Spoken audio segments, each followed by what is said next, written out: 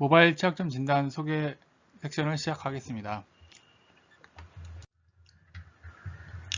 본 강의에서는 모바일 취약점 진단에 있어서 취약점 진단 도구에 대해 간단히 소개해 드리고요. 그 다음에 모바일 취약점 진단에 대한 기준에 대해서 소개해 드리겠습니다. 먼저 모바일 취약점 진단 도구 소개를 하겠습니다. 먼저 APK 툴은 대표적인 안드로이드 어플리케이션 대상의 리버스 엔지니어링 도구입니다. APK 파일을 분석하여 리소스를 뽑아야 할 수도 있고, 이를 디코딩이라 하고요. 코드를 수정하여 다시 재빌드를 할 수도 있습니다. 실제로 XML, 이미지 파일, DX 파일을 포함하여 안드로이드 앱의 주요 소스를 뽑기 위해 가장 많이 사용되고 있는 도구입니다. 다음으로 안드로이드 스튜디오는 안드로이드 앱을 개발하시는 분은 한 번쯤은 다 쓰셨을 텐데요. 취약점 점검 시에는 로그킷을 사용해서 앱에서 출력하는 로그를 확인할 수 있고, 거기서 이제 중요 정보가 노출되는지 여부를 확인할 수 있습니다. 또한 안드로이드 스튜디오에서 지원하는 ADB 쉘 기능을 이용해서 앱의 프로세스 정보를 확인할 수 있으며, 또한 그 DDMS 또는 덤프 힙이라는 옵션으로 애플리케이션의 힙 메모리를 추출할 수도 있습니다. 추출한 메모리는 메모리 덤프 파일은 MAT 도구, 헥사 에디터 등으로 메모리 덤프 내에 중요 정보가 그대로 노출되는지 여부를 판단할 수 있게 됩니다. 금융권 앱에서는 클라이언트와 서버 간 종단 간 암호화를 권장하는데요. 그 메모리 내 중요 정보에 대해서는 암호화하도록 가이드하고 있습니다. 다음으로 JDX GUI 도구를 소개합니다. 이건 앞서 APK 툴과 같이 사용하는데요. 안드로이드 APK 파일을 디컴파일해서 거기에 대한 자바 소스를 볼 수 있게 해줍니다. 오른쪽 화면과 같이 디컴파일을 해서 JDX GUI 도구를 이용하면 거의 원본과 유사한 자바 소스 코드를 확인하실 수 있습니다. 자바 소스 코드로 변한 후에는 안드로이드 정적 분석을 수행하는데요. 정적 분석 과정에서 코드 내에 중요 정보가 존재하는지, 그리고 중요한 로직이 존재하는지 여부를 확인할 수 있고, 이 과정을 흔히 리버스 엔지니어링, 역공학이라고 부르는데요. 이 공격할 만한 요소를 찾는 과정이라고 할 수 있겠습니다. 예를 들면 자바 소스 코드를 확인이 가능하므로 로그인 하거나 결제 정보 전송 과정에서 취약한 포인트를 찾아서 이를 악용할 수 있게 됩니다. 그리고 안드로이드 앱에서 로컬 내 파일 형식으로 SQLite DB를 지원하는데요. 앱에서 DB에 저장하는 정보를 분석하기 위해서 DB 브라우저 for SQLite라는 도구를 사용합니다. 이 도구를 사용하면 DB 파일 안에 있는 정보를 확인할 수 있게 되고, 중요 정보가 암호화 없이 저장되는지 여부를 점검 시 확인하게 됩니다. 다음으로는 네트워크 진단 도구로 많이 사용하는 버프스트와 와이어샤크가 있습니다. 버프스트 같은 경우는 맨 인 더 미들 어택, 즉 중간자 공격을 시도하는데 많이 사용하는 도구이고요.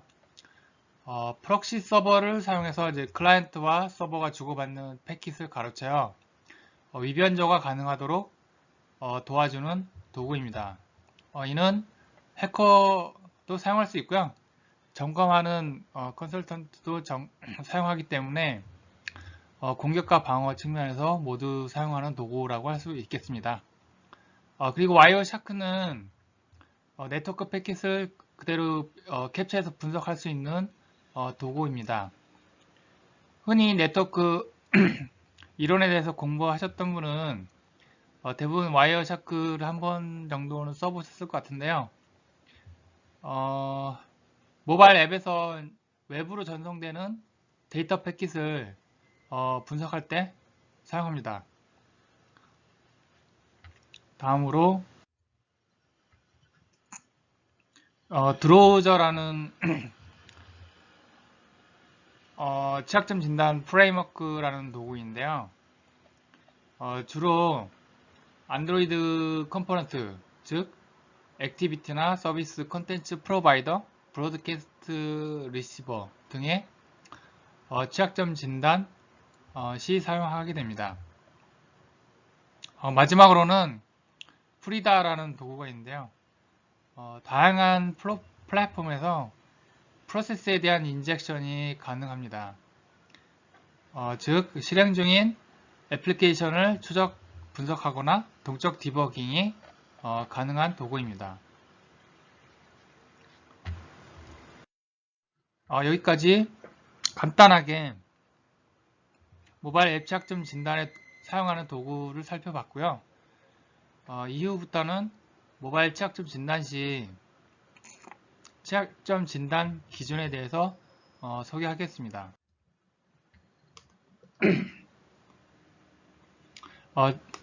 첫 번째 카테고리는 중요 정보 보호라는 카테고리가 있고요.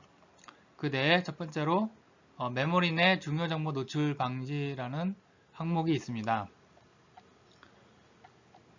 앱이 실행되면 메모리에 적재되는데요. 이때 그 실행 코드나 자원 등이 동적으로 메모리에 기록되게 됩니다. 이를테면 사용자 계정 정보, 계좌 정보 등의 중요한 정보가 사용자로부터 입력받거나 파일 내 암호화된 정보가 메모리에 복사된 평문으로 기록되게 되는데, 이때 이런 메모리상에 올라온 평문 정보를 공격자가 메모리의 데이터를 추출해서 중요 정보를 탈취할 수 있게 됩니다. 이러한 취약점에 대응하기 위해서는 중요 정보의 사용 전후로 가비지 값이나 널 값으로 덮어쓰는 처리를 해서 메모리 추출을 무력화시킬 수가 있게 되고요. 또한 사용자 입력 시 바로 암호화해서 서버에 전송하는 그런 보안 키패드 솔루션을 사용해서 보안할 수도 있겠습니다. 마지막으로 메모리에 중요 정보가 저장되는 경우에는 암호화시켜서 평문으로 노출되지 않도록 해야 합니다. 다음으로는 디버그 로그 노출 방지 항목입니다. 개발 단계에서 로깅을 통해서 디버깅하거나 로직 수행의 시험 검증을 하는 경우가 많은데요. 이때 그 로그 출력 데이터에 중요한 정보, 그 시스템 제어 정보 등을 포함하는 경우가 많습니다. 이러한 로그가 남겨진 채로 배포될 경우에는 공격자가 중요 정보를 노출시키거나 인증 및 식별 정보를 우회하는 등의 공격에 이용할 수 있습니다.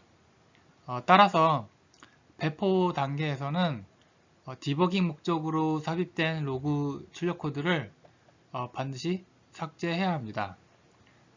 또한 이즈 디버그와 같은 옵션을 사용할 때 배포 상태를 확인해서 로그 출력 클래스도 함께 삭제해야 합니다. 다음으로는 소스코드 내 노출 방지 항목입니다. 주로 소스코드 내 하드코딩된 중요 정보가 문제되는데요. 개발 당시 내부 인증을 하거나 외부 컴포넌트와 통신을 할 때 간편하게 처리하기 위해서 인증 정보를 하드코딩하는 경우가 많습니다. 하지만 릴리스, 그러니까 배포 단계에서는 이를 노출된 형태로 배포할 때 역공학을 통해 그대로 노출돼서 중요 정보를 탈취당할 수 있게 됩니다. 또한 하드코딩된 암호로 인해서 인증 실패를 야기할 때 서비스 관리자는 이러한 원인 파악을 하기 힘들고요. 배포된 이후에는 변경하기도 여의치 않게 됩니다.